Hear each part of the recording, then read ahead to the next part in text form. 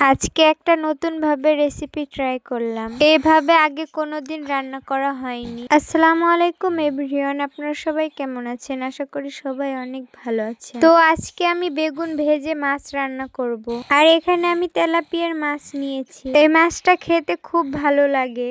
মাছটা আমি হলুদ লবণ দিয়ে মাখিয়ে ধুয়ে দিলাম। এখন আমি সবজিগুলো ধুয়ে নিব।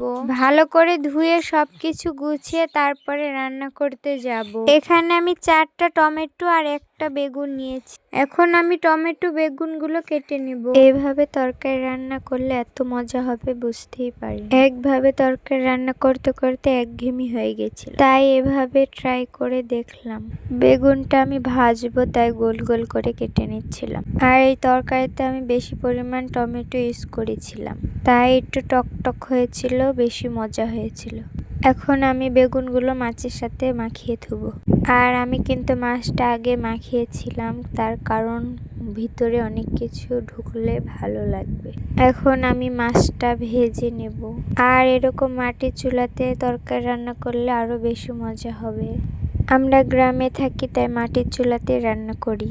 মাটির চুলাতে রান্না করা অন্যরকম ফিলিংস। আরো কিছু মাছ আছে, ওগুলোই আমি এখন ভেজে নেব। মাছগুলো ভাজা হয়ে গেলে এখন আমি বেগুনগুলো ভেজে নেব। বেগুনগুলো আমি অত ভাজিনি, হালকা করে ভেজে নিয়েছি। আর এই তরকারিটা আমি সেহরিতে খাওয়ার জন্য রান্না করছিলাম। বিকেল বেলা রান্না করে ধুয়ে দিয়েছি সেহরিতে খাওয়ার জন্য। আর আমি কিন্তু মাছ খালি বেগুন দিয়ে রান্না করিনি, আরো অনেক কিছুই রান্না করেছিলাম। রান্না করতে করতে ইফতারের টাইমও হয়ে গিয়েছিল।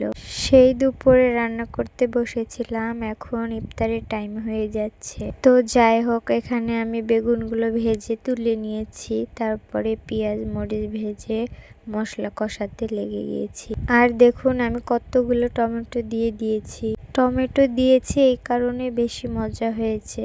এখন আমি এই টমেটোগুলো মশলার সাথে ভালো করে কষিয়ে নেব। টমেটোগুলো গলে যাবে মশলা কষাতে কষাতে। তারপরে এখন আমি ভেজে রাখা বেগুন আর মাছগুলো দিয়ে দিচ্ছি। আর এই তো এখন আমি পানি দিয়ে দিব, দিয়ে একটু নেড়ে চেড়ে ভালো করে রান্না করে নেব।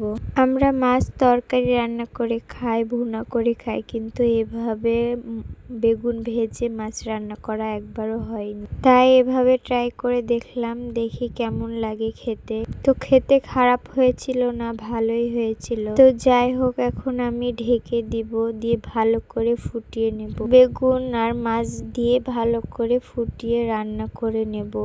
এভাবে আপনারাও রান্না করে দেখতে পারেন, খারাপ লাগবে না। ভিডিওটা আর বড় করছি না, আজকের জন্য ভিডিওটা এ পর্যন্ত। সবাইকে আল্লাহ হাফেজ, টাটা।